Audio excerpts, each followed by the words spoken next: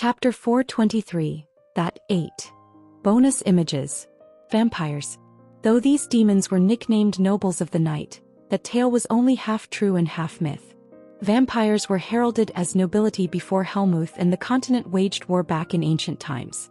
They were demons who were highly dependent on humans, or more precisely on blood, compared to other demons. As such, vampires had no choice but to infiltrate human cities rather than skulk in Hellmouth along with other demons. In that era, despite the severe ostracization of demons and black wizards, high-ranking vampires managed to blend into human society without any problems. They lead lives akin to nobility. They would hold secretive and mystical gatherings in their secluded castles. The vital blood of intoxicated noblemen and women became sustenance for vampires. Those days were long gone. The peace treaty between demons and humans, the treaty between the civilization of Hellmouth and the continent, delivered a severe blow to demons such as vampires. Although they were once hailed as nobles of the night, they could no longer revel in human society's luxuries. On the other hand, night demons thrived in human societies thanks to their powerful queen. Although they fed on human life force with a powerful queen, even the lower-ranking night demons managed to find stable lives in the shadows. Vampires, however, had no such formidable leader as the night demons did. Legendary clans that reigned for centuries managed to survive, but most other clans were decimated in the era of war. Those who survived scrambled to adapt to a world where demons could no longer freely prey on humans. The Odoth clan. It was once fairly prominent 300 years ago, but now, like most vampire clans, it was left with just a name and little else. It had possessed dozens of clan members in the past, but now only 10 remained, including the Lord. Yet even in these times, the Odoth clan fared considerably better than the other clans.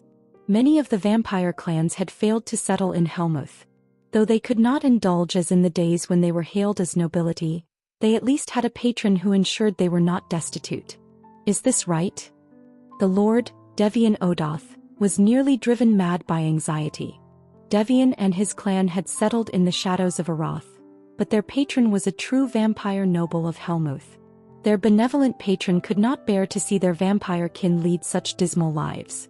As such, the patron sent various aids not only to the Odoth clan but also to many small clans across the continent.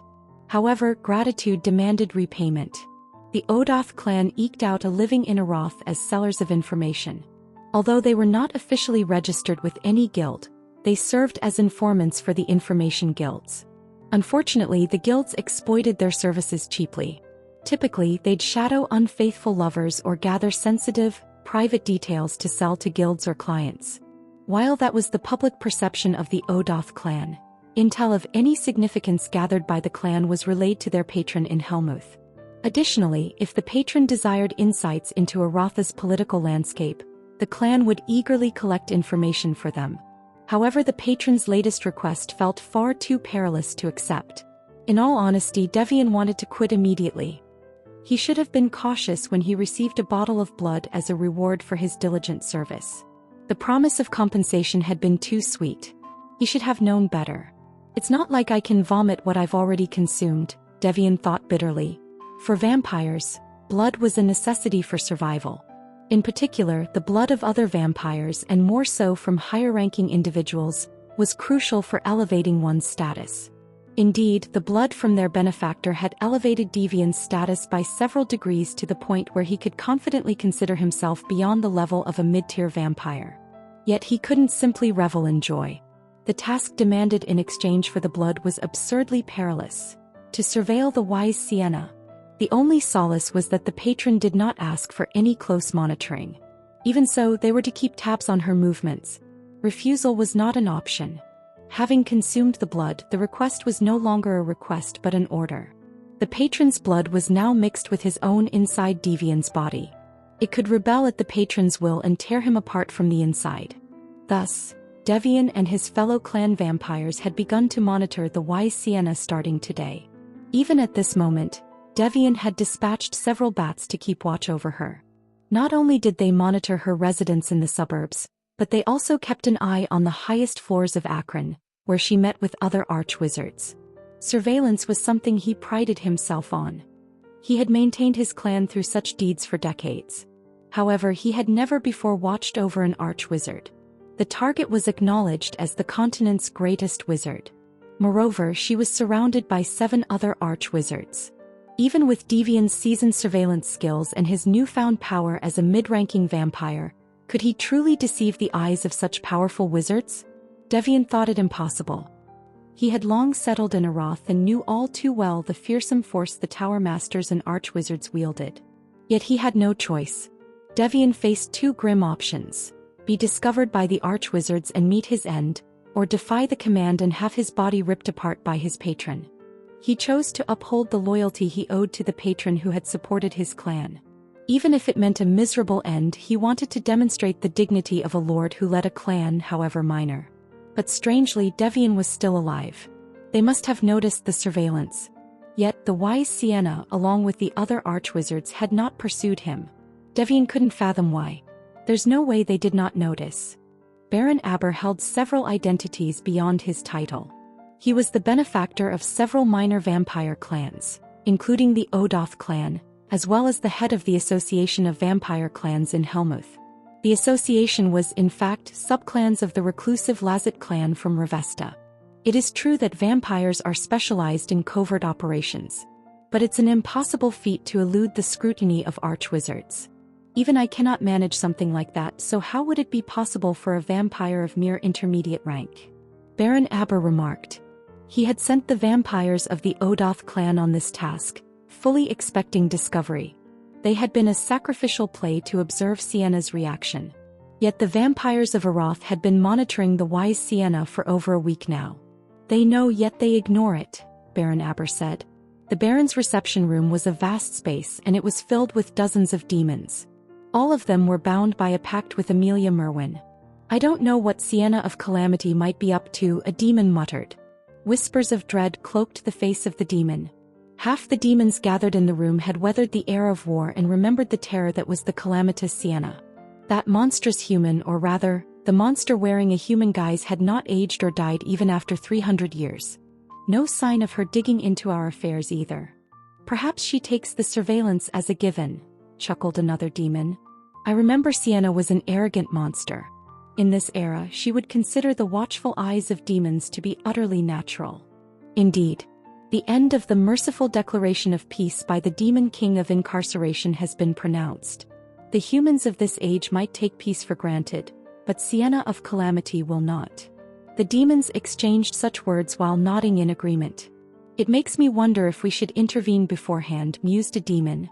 Do you truly believe Sienna of Calamity could reach whatever is beyond the 9th circle? The concept of circles itself was devised by Sienna of Calamity. It won't be simple for a human who's already surpassed human boundaries to climb even further. Indeed, she is already so far from an ordinary human. Is it even possible for her to surpass her current self? If she can, and she reaches the place she desires, can we even still call her human? They shunned the thought, or more precisely, they could not fathom it. A heavy, uneasy silence descended among their midst. After a while, the silence was broken by a demon. A human transcending humanity is no easy task. The one who broke the silence was an old demon. He rubbed a scar that crossed his throat as he murmured. Even he who was derided as stupid by humans in my memory was a devil, a destroyer. Azura Rampage, that chilling swordplay was still vivid in this demon's mind. His throat had been slashed halfway through by the wild onslaught of blows. Even Hamel of Extermination, the most tenacious and ruthless of them all, eventually collapsed. He failed to surpass the wall of humanity. Therefore, I suspect that Sienna of Calamity will also fail. Falling from a high wall does not leave one unscathed. The thought of Sienna of Calamity attempting to exceed her limit and failing was nothing but wishful thinking on the demon's part. Yet it wasn't entirely without possibility. It was a hope they had to cling to, for among the dozens of demons gathered, none wished to confront Sienna of Calamity. Is it to that degree? The younger demons couldn't help but harbor similar thoughts. The aged demons had their moments in history. Though none had stopped the hero and his companions, and many had lost their standing in pandemonium by this era, not all had failed. Indeed, in this very drawing room were 3 of the highest-ranking demons who ranked within the top 50 of the hierarchy. Everyone would agree. These high-ranking demons had grown much stronger than they had been 300 years ago. They had even survived last year's Great Purge in Babel and received direct empowerment from the Demon King of Incarceration.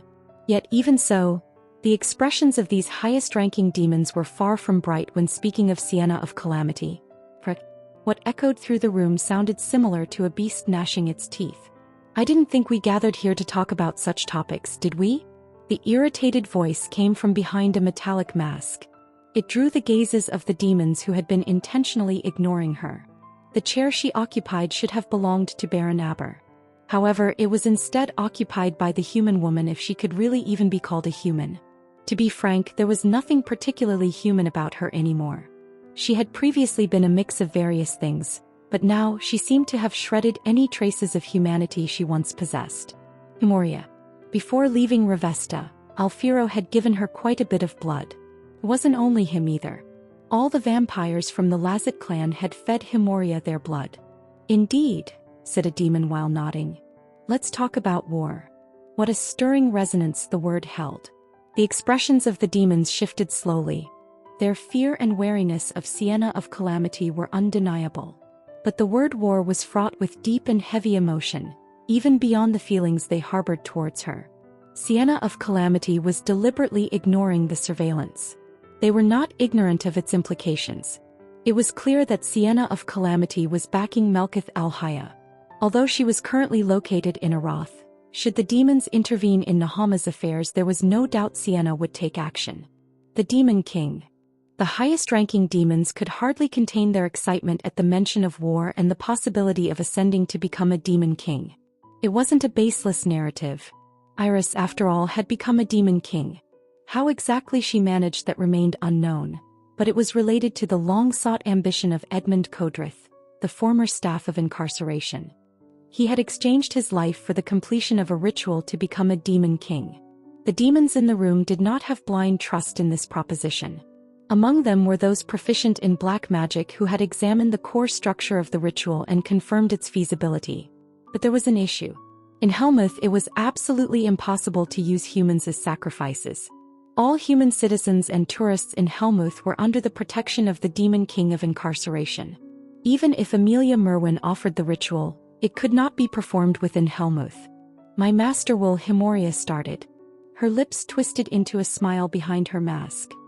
"If you make a spectacle in the desert, she will immediately prepare the ritual." "Will Amelia Merwin come in person?" asked a demon. "She will be there when the ritual is activated," answered Himoria. It was a venture fraught with danger. Would the Demon King of Incarceration remain silent? The demons of Helmuth would be waging war on foreign soil. If the Demon King of Incarceration interfered, "I will mobilize all my subjects," said the 33rd ranked demon. He knew the risks. In particular, he was imbued with the Demon King of Incarceration's dark power. If the Demon King of Incarceration wished to avoid war and chose to punish them, the dark power could tear his body to shreds. Despite the risk, he did not desire to be guaranteed safety here. According to Amelia Merwin, Edmund Kodrith had nearly reached the status of Demon King through a ritual in the Samar forest.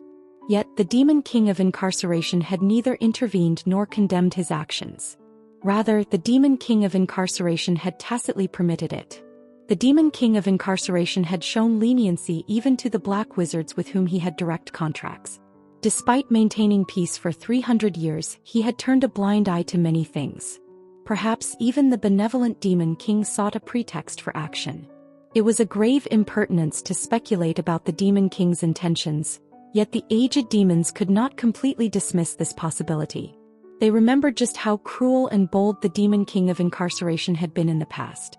According to the Demon King of Incarceration's decree, the moment the hero advances on Babel marks the end of peace, they recalled. Even if they simply waited, the peace of this era was destined to end. In the impending war, could they possibly play a leading role? The demons gathered in this room would never be the protagonists. It was the same even for those ranked among the top 50 demons. A couple of dukes would become the main actors of the war, and the Demon King of Incarceration himself, should he stand up, would trivialize all conflicts. But if they caused a war in Nahama, there neither the Demon King of Incarceration, the Blade of Incarceration, or the Queen of Night Demons would be present. It wouldn't be swarming with the demons of pandemonium, and the black mist wouldn't be present either. They could become the protagonists of the war. They could amass fear and sacrifices to become demon kings. Such an opportunity would never find them again. Melkith el-Haya spat Harperon, ranked 57th among the demons. He crushed the armrest in his grip as he spoke. That human wench will die by my hand. Don't think to monopolize her, someone said. Melkith was the name of the deranged master of spirit magic. She had been attacking the dungeons of Nahama without restraint, and the mention of her name sparked a murderous glint in the eyes of Harperon and several other demons. You're not the only one who desires her death. The desire for vengeance echoed among the demons who had endured Melkith's scathing mockery. My master is dying, Himoria brooded alone. I've harbored animosity for so long without any restraint coming down on me. The control over me has weakened. She wasn't completely free. Himoria still felt the presence of the stake in her heart. But one thing was certain. Amelia no longer had the capacity to monitor everything about Himoria as before. That meant Himoria could deceive and betray Amelia. War. How could she betray her? How would she kill Amelia? As she pondered, Himoria envisioned the war. Yet in this, her wishes aligned with her master's. Himoria too longed for a war to erupt. She wished for the world to plunge into dreadful chaos. Chapter 424. The Universe 1. Eugenie's days in Lahanjar began with meditation early in the morning. He had developed this habit not just from a young age but from his previous life as Hamel. The focus of the meditation was on controlling the flow of mana inside his body. Until last year, his meditation focused on increasing the number of stars contained in the white flame formula. In his past life, he had meditated to allow the inspection of his severely damaged core and to delay the inevitable collapse of his core for as long as possible. Now he peered into the cosmos. The rotation of the stars that once constituted his white flame formula had vanished. The 7 stars, the core itself, had disappeared. Usually the loss of a core would mean an end to handling mana. Without a core, one would be rendered a cripple for life. But Eugene couldn't be judged by normal means. Even without the stars, he could still feel mana. He was still capable of wielding it. In fact, he governed it much more powerfully and more freely than before. The cosmos. Eugene's very being now encompassed a literal universe. His existence cradled the cosmos. The number of cores in his body had previously expanded with his progress in the white flame formula. However, the stars had dissipated and were replaced by a universe that now shimmered with an infinite number of stars. Each tiny component of the universe was shaping the flow of mana and sparkled like celestial bodies. Eugene couldn't fathom the vastness of the universe contained within him. An individual's body was incomparably small compared to the vastness of an entire world. Yet paradoxically, Eugene's body now held mana that far surpassed the capacity of a city, even a nation. The vessel of an existence. He began to grasp it bit by bit. Advancing in the white flame formula wasn't just about growing the vessel. It was about understanding the very nature of the white flame formula. Despite having the capability to freely wield mana, Eugenie's accomplishments in the white flame formula had progressed in stages because his understanding of the white flame formula had been lacking. It had nothing to do with increasing his capacity as a vessel. To be precise, he had not felt the need to necessarily understand it.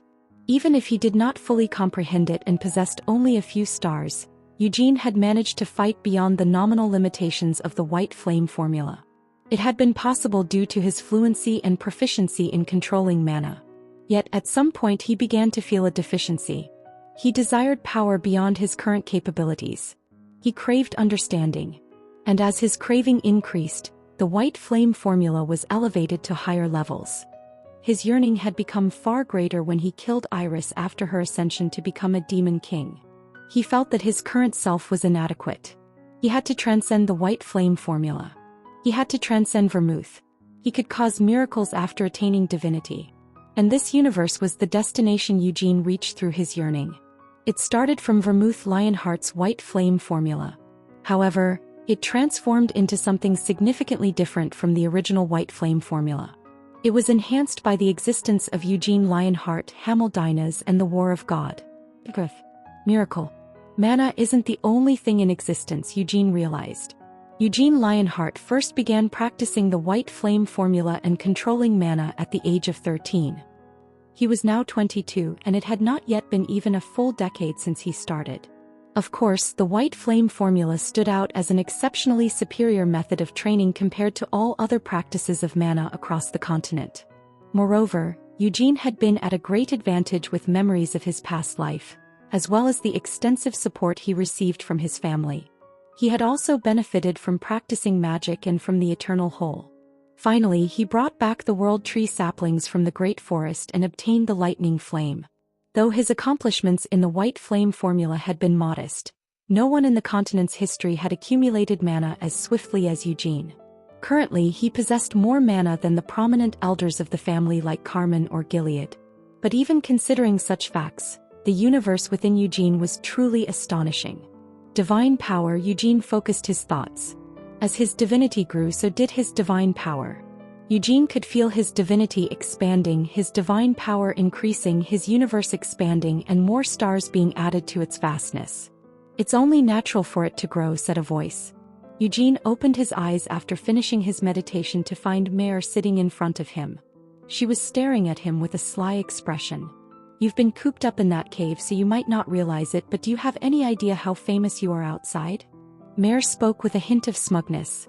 She was currently conveying Sienna's words from Arath. "The influx of tourists has been so overwhelming that Shimuan had to impose entry restrictions," she continued. The news of Eugenie's defeat of the newly ascended Demon King had set the world ablaze, and the dwarves of Shimuan had successfully constructed a statue of Eugene within the time limit he had set. It was the first statue of the hero in this era. Tourists would flock to Shimuan even if a hefty entrance fee was imposed, but with it being free, it was only natural that the Shimuan Plaza was packed to the brim with visitors and tourists. It was literally impossible to find a place to take a single step within the plaza.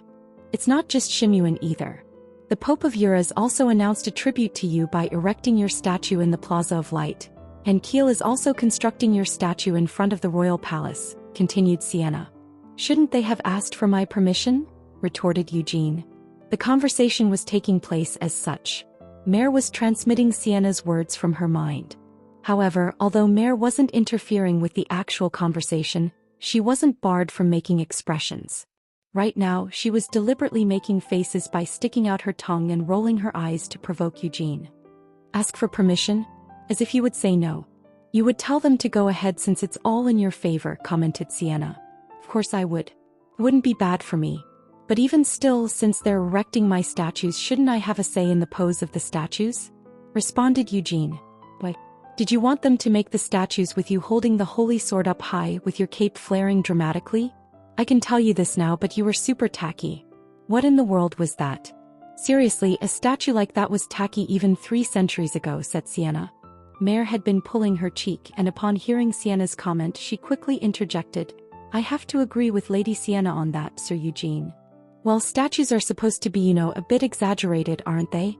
"A bit grandiose," said Eugene.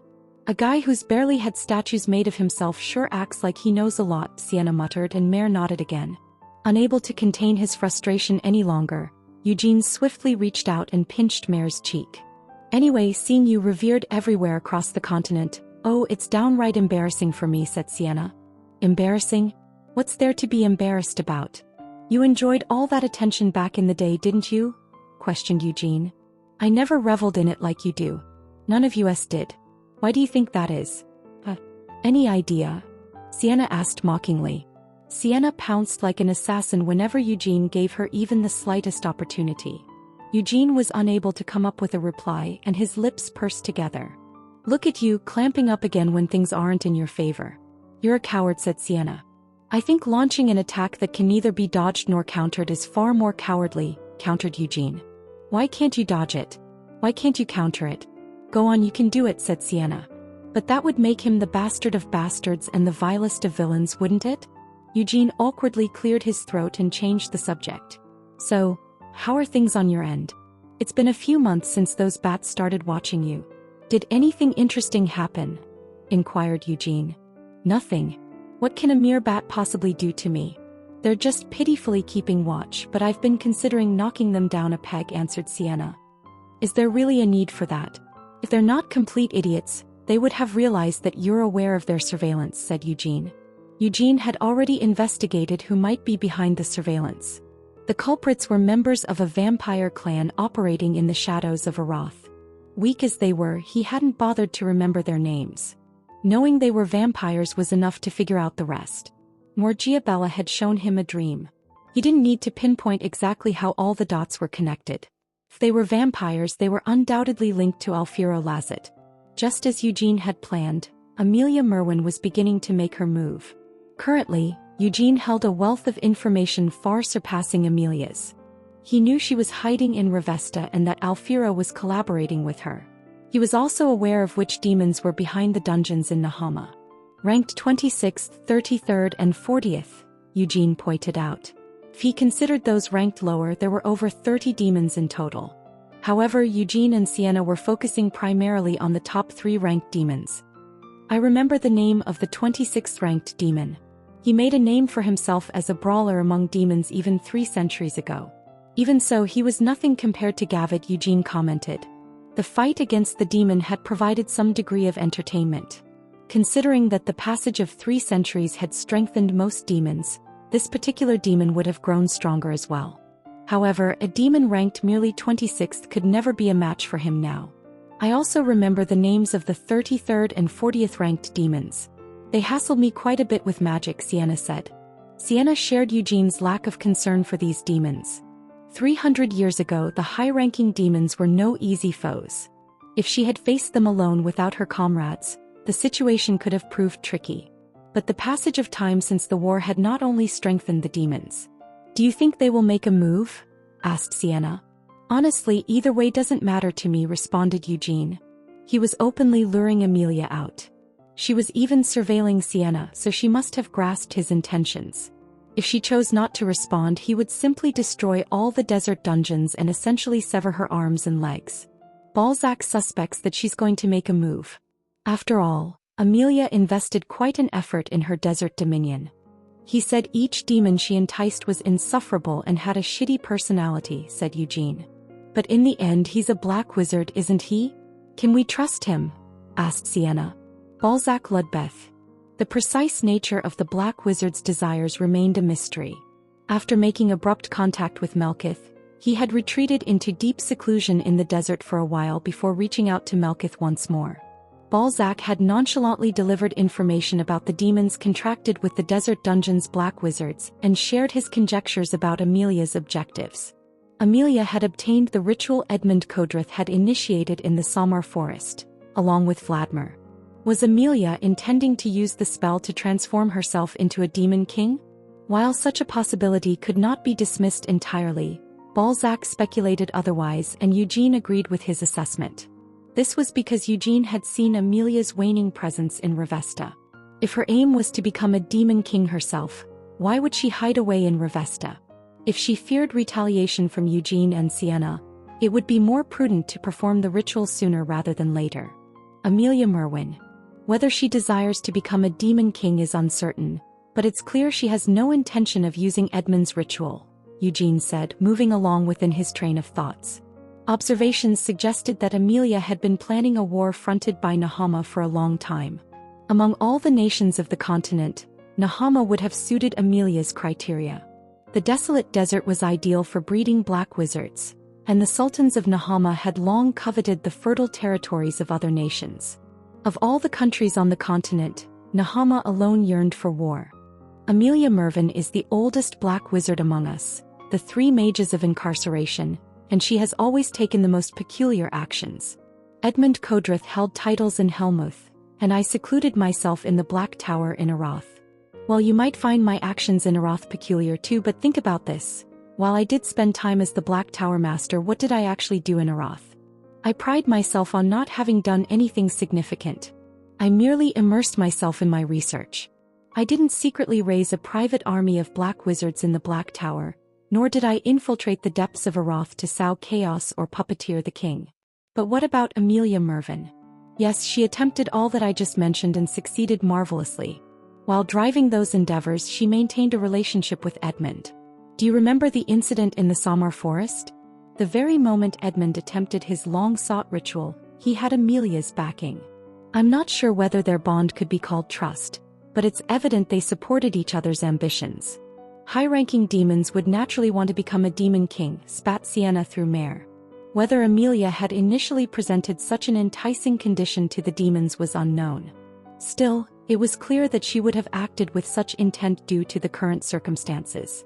The destruction of the foundation she set in Nahama over decades would mean that everything she worked for would be turned to dust. As annoying as it is to say, if I were to think about this as a wizard, the obliteration of what I've pursued my whole life is absolutely unacceptable, said Sienna. Amelia had nowhere left to retreat. We made it so that she would have no choice but to make a move, but we don't know for certain whether that wretched woman will crawl out of Revesta or not, Sienna concluded. And if she doesn't show? Eugene replied with an aloof expression. In the end, it was only a matter of time. If Amelia chose not to come forth now, they would simply shatter the ambitions she had pursued all her life and later invade Revesta to finish her. She did emerge. The vast desert would become her grave. What troubled him was the Death Knight. In Noir's dream, the Death Knight had been merging with the power of destruction. While he had not been particularly threatening at the time, the unnerving potential within the Death Knight was undeniable.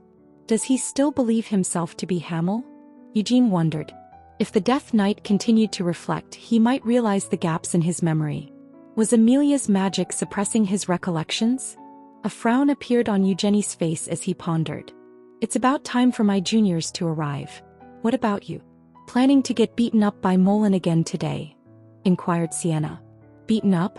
Lately, it's me who's been trashing him, retorted Eugene. Let's try not to lie so blatantly, countered Sienna. It's not a lie. If you want to compare our odds, it's about 6-4, explained Eugene. And who's the 6? Pressed Sienna. The past results aren't what matters, said Eugene. Well. Do send my regards to Molen, asked Sienna. Will do. Eugene finished the conversation and stood up. It had been over half a year since he had holed up at Molen's dwelling. Day after day without fail he sparred with Molen. Until a month ago, broken limbs had been a common occurrence. But recently, over the course of the last 2 weeks, the severity of the injuries Eugene suffered had significantly decreased. He was achieving what he pursued. He was becoming familiar with sensations already known to him while discovering new ones.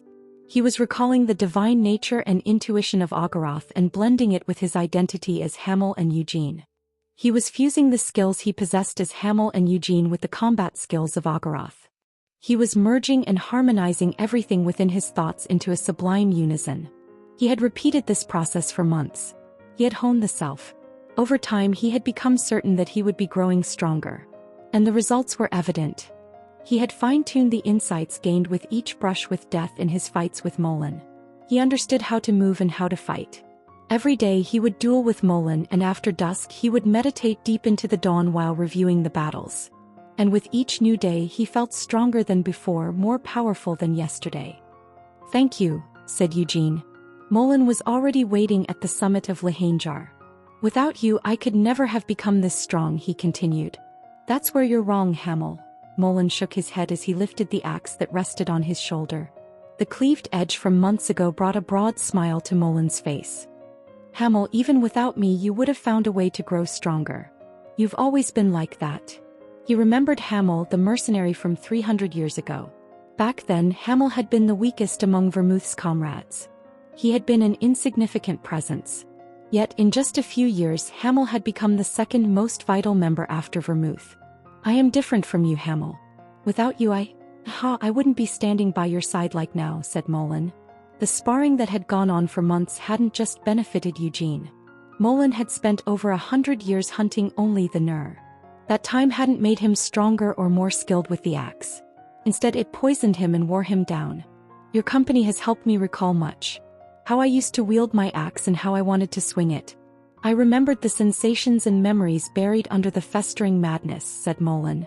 It's only been half a year, Eugene smirked, lightly bumping Molen's arm. Without you joining me, it would have taken much longer than half a year, continued Eugene. He turned around and saw Christina holding Rhaenyra's hand. He said, I owe you 2 more thanks than I could ever express, Anise. Christina. I didn't want to heal you because I thought I was raising you wrong, Anise complained. But unlike me, Christina has a soft heart. Every time she healed you she put so much effort into aligning the bones.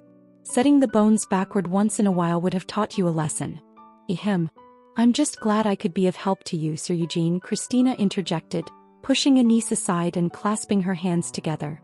After descending the mountain, Mullen started. A rare glimpse of worry filled his eyes as he looked at Eugene. Are you truly planning to go to that horror city? Why worry? I'm not going to fight, just a light reconnaissance. And if I show up there, it might just coax Amelia Merwin out into the open. She might become relieved with my absence, said Eugene. I heard that whore fancies you, Hamel. But for me, of all the demons, she was the hardest to face. I even thought she was unbeatable, admitted Mullen. Your compatibility with her was the worst, replied Eugene while wagging his fingers. But I have several contingencies in place.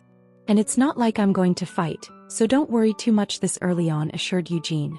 I understand, Mullen nodded with a heavy expression. And I might not even go today, said Eugene. What do you mean, Hamel? Asked Mullen. I have to win our last sparring match before I go, Eugene said, looking serious. If I lose today, I'll descend the mountain after I win tomorrow. Mullen didn't say anything to this declaration. I can't go down after losing to you, said Eugene. Hamel. Mullen hesitated for a moment before speaking. Then, when you descend the mountain victorious, what am I supposed to do? This time it was Eugenie's turn to be struck dumb. Hamel, your actions are no different from winning and running away, aren't they? Mullen said. Hey, where do you get that from? Winning and running away? 5-1, why would I run? But if I lose our last match and then leave the mountain, it'll feel terrible, shouted Eugene. Hamel, you're saying something selfish. You may feel at ease descending victorious, but I will not be at peace when I'm left behind defeated. Hamel, I never considered such a thought before, but your words now make me conscious of it, said Mullen. Idiots, interjected Anise. Her disbelief after listening to their conversation was evident. What are you trying to do then? Fight until you draw, she asked sarcastically. That would be ridiculous. Right. Anise's brows furrowed even deeper upon hearing Eugene and Mullen's responses. You know, sometimes looking at you lot, including Sienna, I really wonder where all your years have gone. None of you have matured, commented Anise. Speak properly, Anise. I am younger than Mullen and Sienna, said Eugene. Anise. Neither I nor Sienna were this childish without Hamel, retorted Mullen. Is that my fault too? Eugene retorted while feeling wronged. Mullen averted his gaze and offered no reply. When are you going to fight? Asked Anise. She pounded her chest with her fist while feeling utterly exasperated. Exactly when are you planning to fight? Are you just going to quarrel with your mouths? After fighting yesterday and the day before, after half a year of fighting, why do you have to fight today too? Why can't you just consider yesterday's fight as the last one? I've become a bit stronger than yesterday, Eugene said. Boom. The flail's iron ball fell from within the folds of Anise's robe. Let's go, Mullen. Without another word, Eugene patted Mullen's back and signaled it was time to leave. Chapter 425. The Universe, 2. Eugene and Mullen had changed the place of their sparring months ago.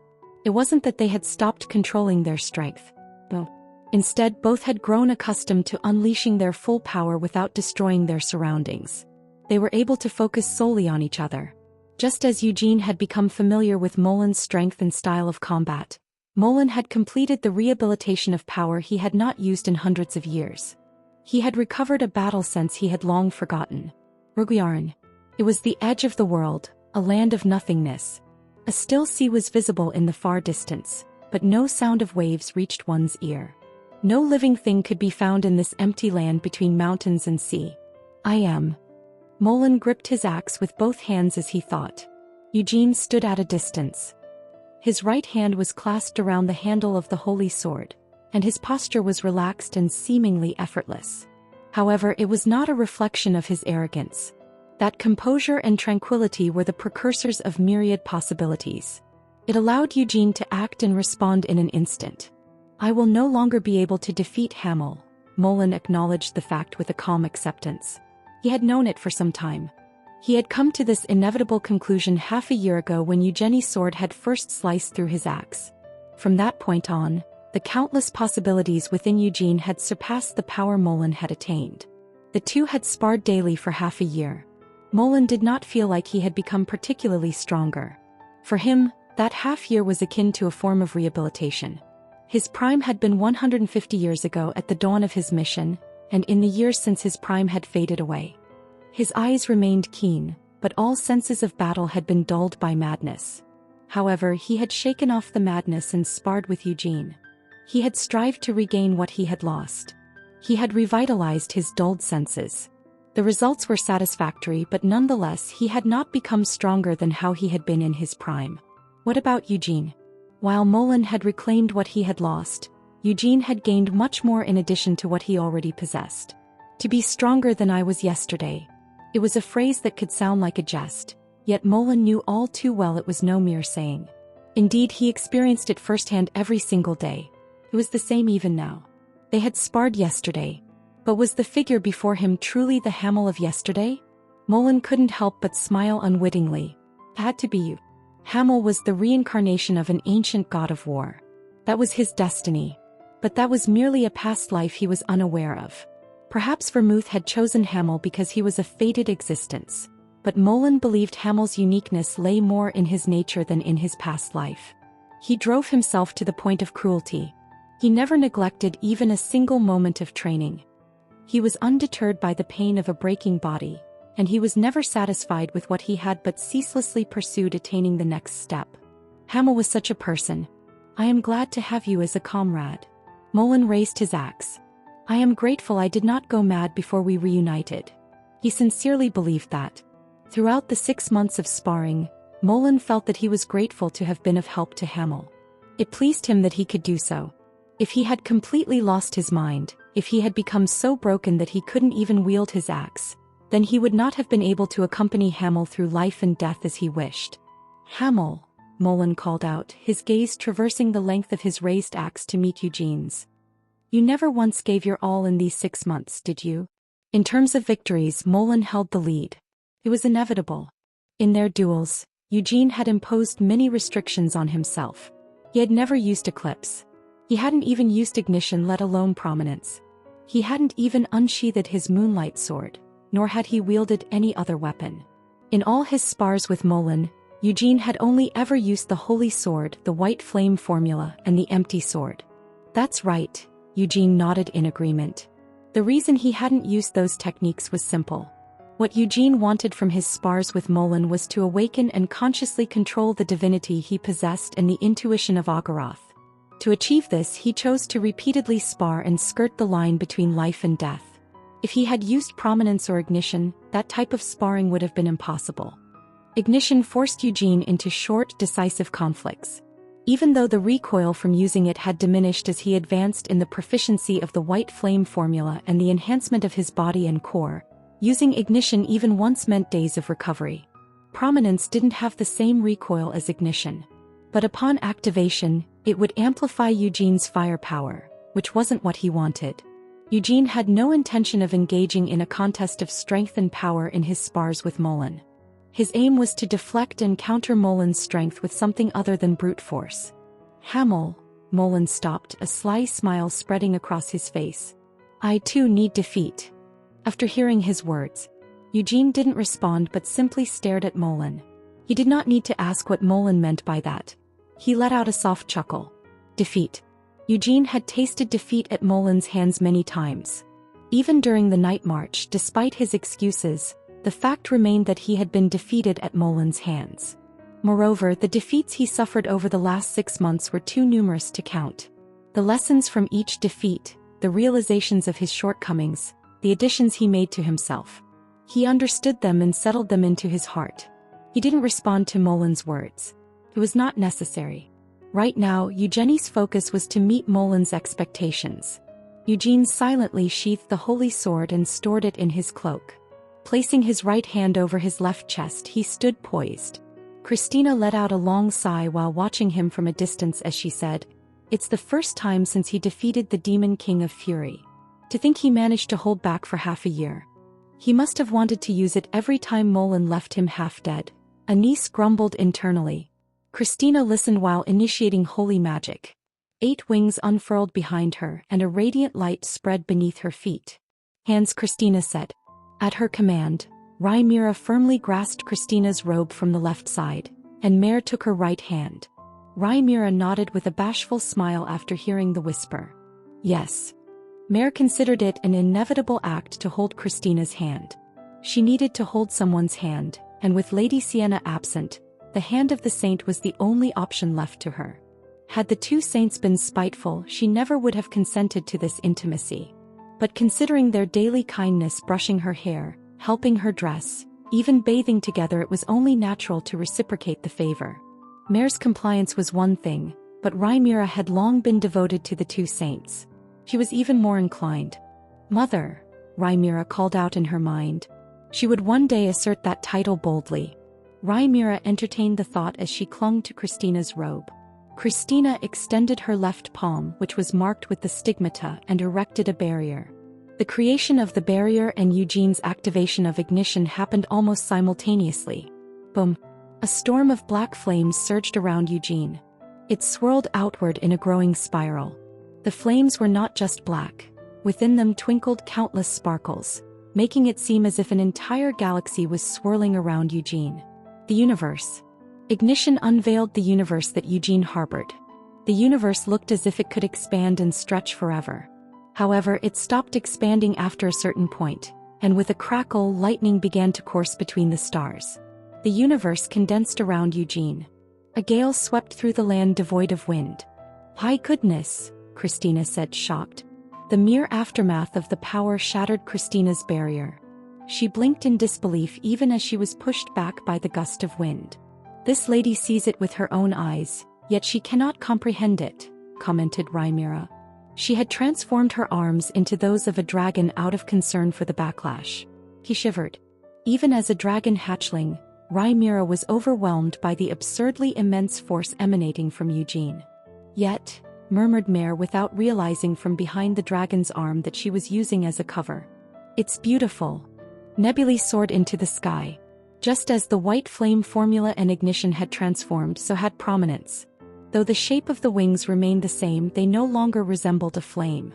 Molan too watched Eugene with blank eyes. Eugene's universe expanded with the activation of ignition. Without realizing it, Molan had concentrated his strength into the hand gripping his axe. As the universe condensed and wings of nebulae rose behind Eugene. "Uhaha." Molan laughed while gazing at the ground beneath him. He could see the marks created by his feet. There were traces of him stepping back. He now noticed the considerable distance between them. When was the last time he had instinctively retreated after feeling such a sense of crisis? There was a clash of alien hues. A vicious black devoured everything while crimson coursed like blood through veins. Eugene drew forth his divine sword from his chest, a fusion of both colors. "I won't use the moonlight sword," Eugene said. Luster flitted through his golden eyes as divinity and intuition imbued his thoughts. He held the divine sword of Ogoroth. Though Eugene Lionheart was increasingly revered as the hero and his divine power grew, he was still incapable of wielding the divine sword repeatedly. "That sword is dangerous in many ways. But don't feel slighted, Molan," Eugene continued. Yet the mere act of drawing the divine sword amplified Eugene's divinity. "This is undoubtedly my full strength," he assured Molan. He had unleashed ignition and magnified his firepower with prominence. And now he had drawn the divine sword, a weapon he could hardly swing more than a few times. "Oh ha ha ha." Molan laughed even though his palms were drenched in sweat. "I'm not confident," he murmured while rubbing the handle of his axe. It was his first time seeing the sword, yet he could sense what it was.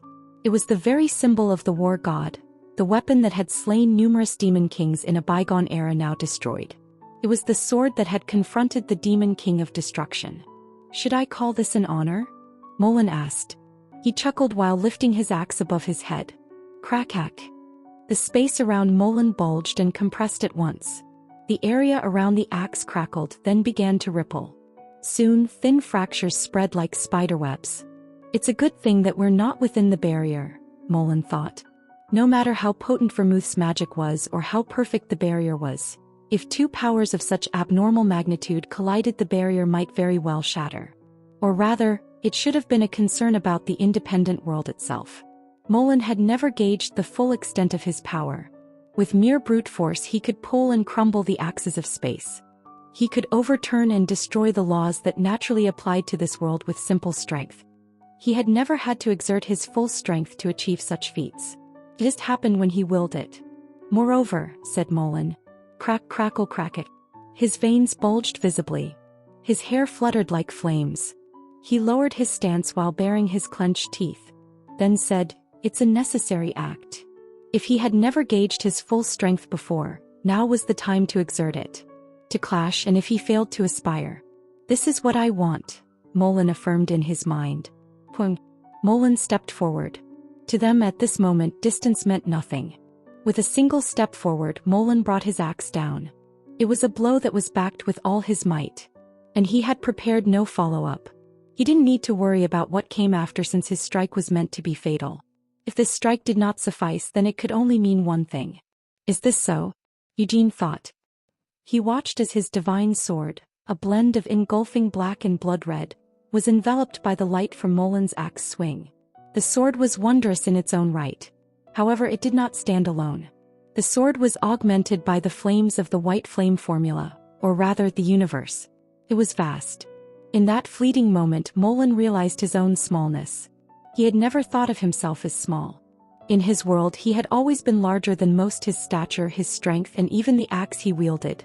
Everything about Molen Roar was monumental. But not now. Against the encroaching universe he felt distinctly minuscule. Oddly, or perhaps comically, he wasn't displeased by this revelation. It did not humiliate him. He was content. Having witnessed such grandeur, Molen could envision his next step. His current diminution, his defeat, meant he could aspire to be greater, stronger in the times to come. Ha ha ha. Molen laughed heartily before setting his axe aside. It wasn't like last time. He wasn't cut, nor was the handle of his axe broken, and he sustained no injury. "I've lost indeed," admitted Molen. But he could not push the axe further.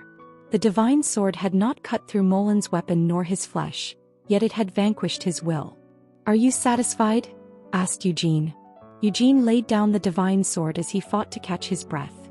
With a grin, Molen plunged his axe into the ground. "I've learned that I am not strong," said Molen. "You are strong," retorted Eugene.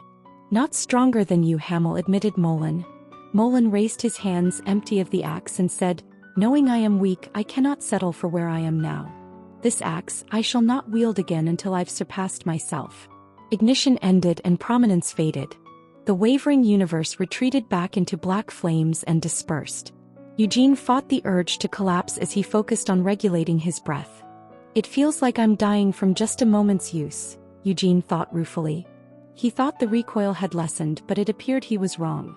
Was it because the power he wielded had grown even larger? Molen stood intact after conceding.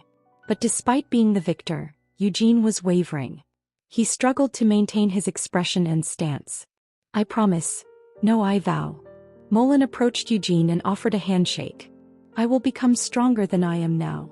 "Of course you should," responded Eugene. He managed to force out a smile and grasped Molen's hand. The return grip was so firm that he had to clench his teeth to stifle a cry of pain. Chapter 426. Giabella City. "Idiot," Anise said, clicking her tongue as she massaged Eugenie's arm. The muscles in Eugenie's jaw twitched with each touch of her light-enveloped fingers on his sore muscles. "Doesn't the recoil somehow seem to have gotten even worse?" Anise observed. "It's because my Bodis performance wasn't able to keep up with my movements," Eugene muttered through tightly clenched lips.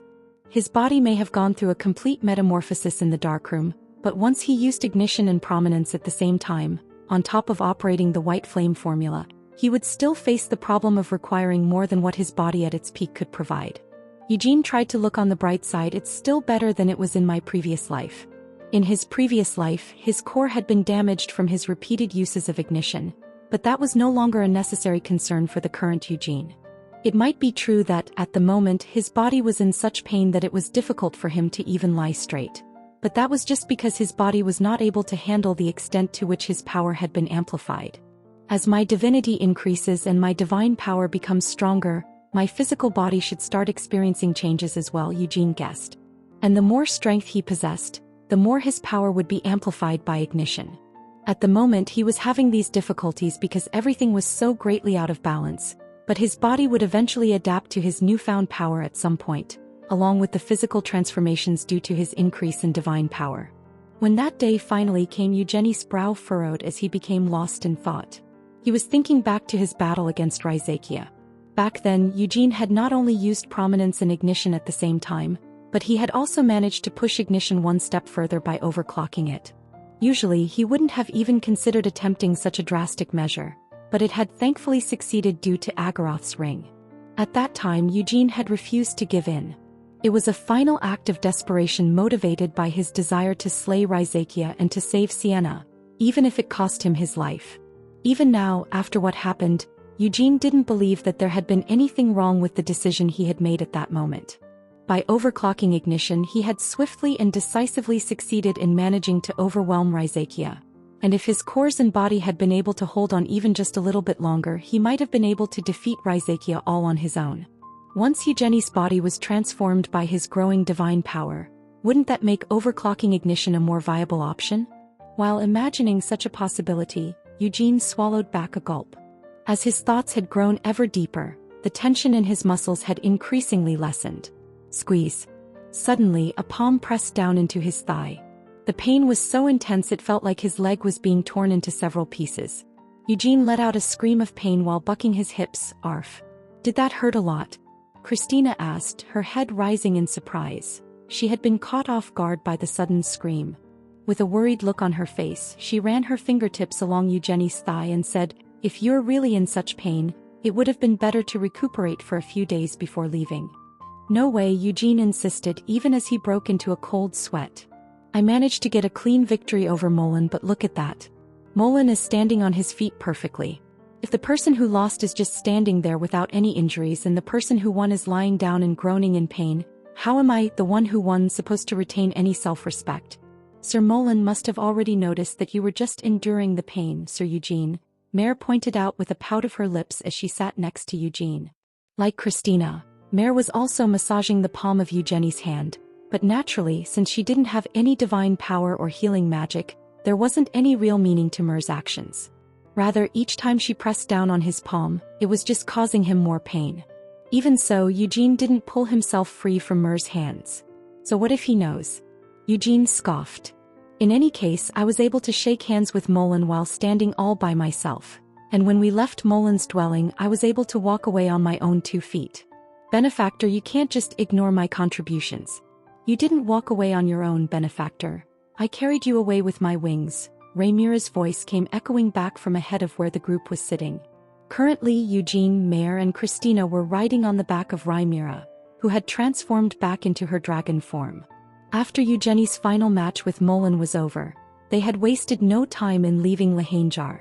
Their haste was because of Eugenie's pride, as he refused to allow himself to whimper in pain while still in front of Molen. It was also partly because they had already lived together for half a year now, and though they were sad to separate like this, they did not think that it was necessary by this point to exchange any prolonged farewells. "And it's not like we're parting for all eternity," Eugene thought to himself. Although his body hurt so badly that it felt like he was dying, Eugene wasn't in any actual danger of losing his life. Christina and Anissa's divine powers were gradually easing his pain, and Eugenie's own natural recovery was also hard at work. With great difficulty, Eugene managed to pull himself up from his prone position and sit up straight. "This might be stating the obvious, but Hamel, before your injuries recover, you absolutely can't do anything so reckless," Anisse ordered him. Eugene complained, "I've heard you say that so many times it feels like my ears have gotten numb to your voice. And I don't have any intention of arriving at Giabella City before my body has fully recovered." Giabella City, Mare gulped at those 2 words. When they were last in Helmuth, she had seen more than a few advertisements for Giabella City. The city was said to house Giabella Park, the most colorful and fun place in all of Helmuth, no, in all of the continent.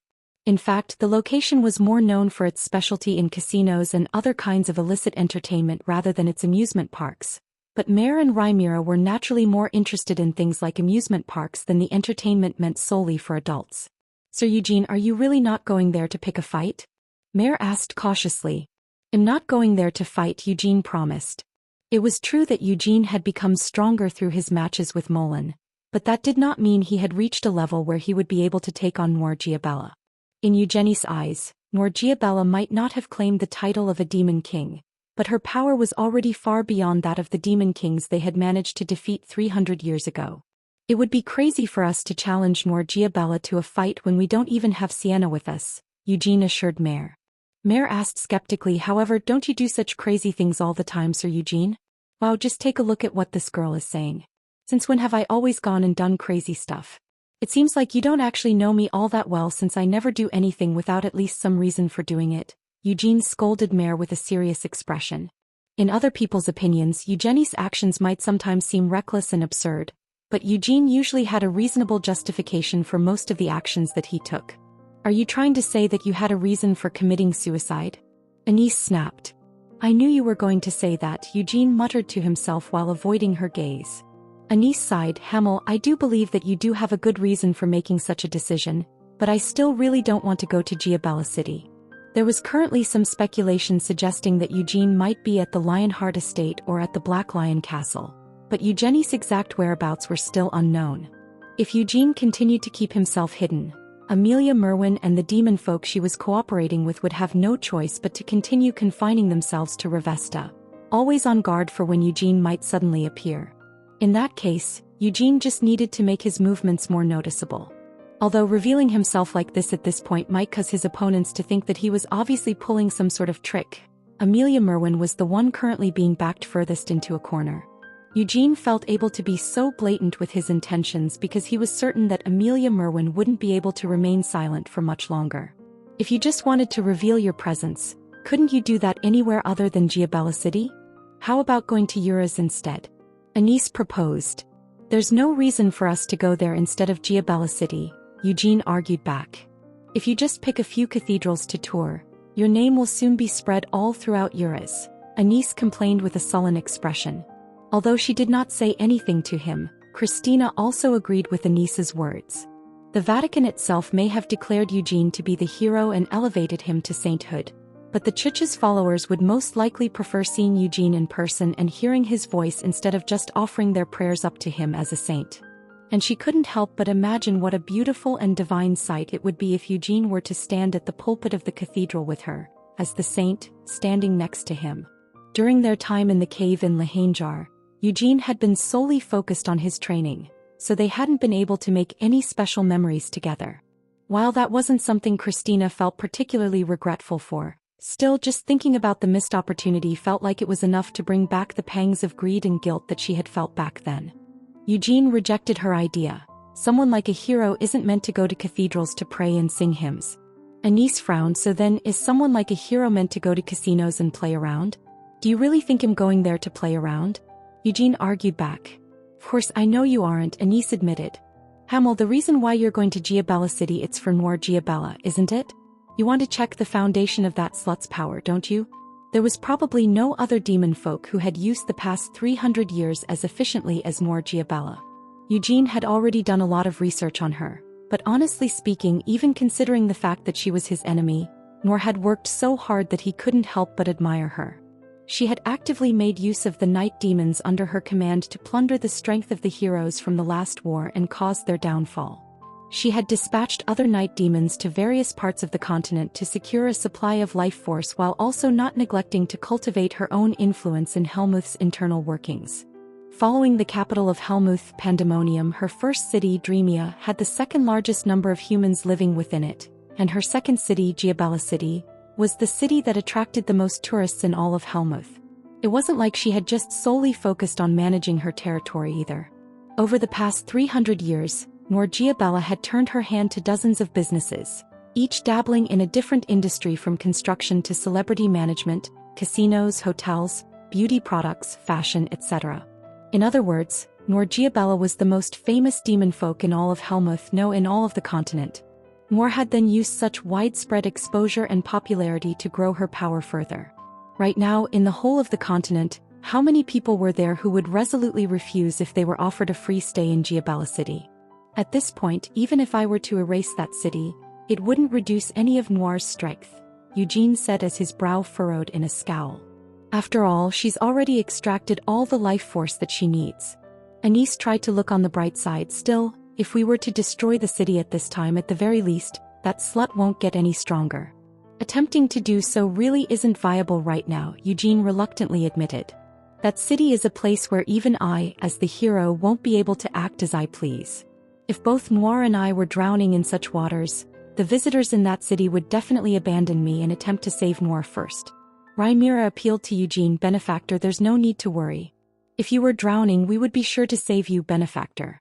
You idiot, stop saying such stupid things and just fly faster, Mare scolded as she pounded on the scales of Rhaenyra's back with her fist. Eugene coughed. Ahem, well thanks I guess. In any case, it seems like it will be impossible to destroy that city for now. Then is there even any point in going there for reconnaissance? Anise asked. Eugene shrugged. If I want to defeat Noir, then I'll have to invade her cities at some point. What if something pops out and surprises me when I eventually try to barge my way in? Sir Eugene, Mare excitedly raised a hand. Please listen to this. I've collected several books about Giabella City that were written in Helmuth. They should be able to help you, Sir Eugene. Mare had no intention of getting pushed aside in Eugenie's affections for Rhaenyra, who, in her opinion, was no different from a mindless boulder. Although it was definitely impossible for her to adopt the adoring way that idiot spoke to Eugene, Mare felt like she had a wittiness that Rhaenyra simply could not imitate. Mare casually sat down on Eugenie's lap and pulled out several books that had been written about Giabella City. She was not only carrying the tourist guide they had been given at Helmuth's Warp Gate, but she also had several other books that had been purchased from a bookstore. Fine then, thanks, Eugene said, pausing for a moment before giving in. The books that Mare had taken out all contained introductions to Giabella City. Organized within them were things like guides to the landmarks, the major facilities, the must-see restaurants in the city, travel routes recommended for parents with young children, etc. Of course, there was none of the information that Eugene actually wanted to investigate during their reconnaissance. What Eugene really wanted to know was information about the troops stationed in Giabella City. Eugenie's interest in this matter was because Noir, as one of the Dukes of Helmuth, should have an appropriately sized private army for her rank, but almost nothing was known about such a force. As they're her vassals, she could simply fill up the ranks with her night demons, but doesn't she have anything like her own knightly order? Eugene questioned. Since she had casinos, she was sure to have plenty of security guards, but there was no way to tell what the composition of her army was from just that. Even when they had visited Dreamia, there hadn't seemed to be anything like a knightly order present in that city. Though Noir Giabella herself could be described as a one-man army, it might be that she simply didn't see the need for her own private army. Still, you never know. It would be a pain if he just charged in while only planning on facing Noir, and a large army suddenly popped out to meet him. What if that slut changes her mind and decides to attack us? Anise asked worriedly. Eugene just dismissed her worries. That doesn't sound like her. Do you really trust her enough to speak for her like that? Anise accused. If she wanted to kill us, she's already had plenty of opportunities to do so, Eugene pointed out. For example, before they attacked the Dragon Demon Castle, Noir had suddenly shown up at their hotel looking for them. Back then, Noir had come to them in person with her main body. If Noir had decided to kill Eugene and Christina at that time, he wouldn't even have been able to put up a proper resistance. Eugene admitted, I would definitely kill that bitch if I had the chance. However, her head works differently from the way mine does. She's had plenty of opportunities, but she's never once tried to kill me. Could something like that really be called trust? It should be the same this time as well. I'm certain of that. Since I'm not going there to kill her, nor she won't attack me while we're in Giabella City, Eugene said decisively.